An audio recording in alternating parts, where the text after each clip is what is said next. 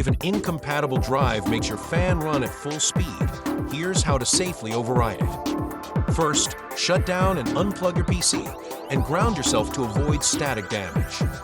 Boot to BIOS or UEFI and note which fan profile reacts when the drive is installed. Check and update the drive firmware and your motherboard BIOS to the latest vendor releases.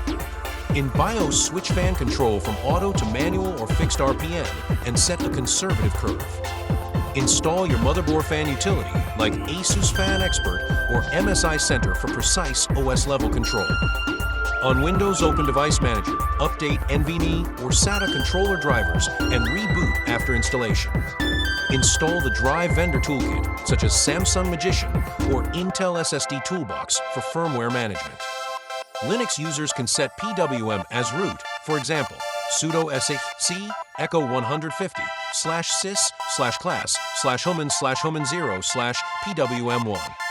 Only use direct PWM overrides if you understand hardware risks. Improper values can damage components. Reinstall the drive and test. Observe fan behavior during boot and under a short controlled load.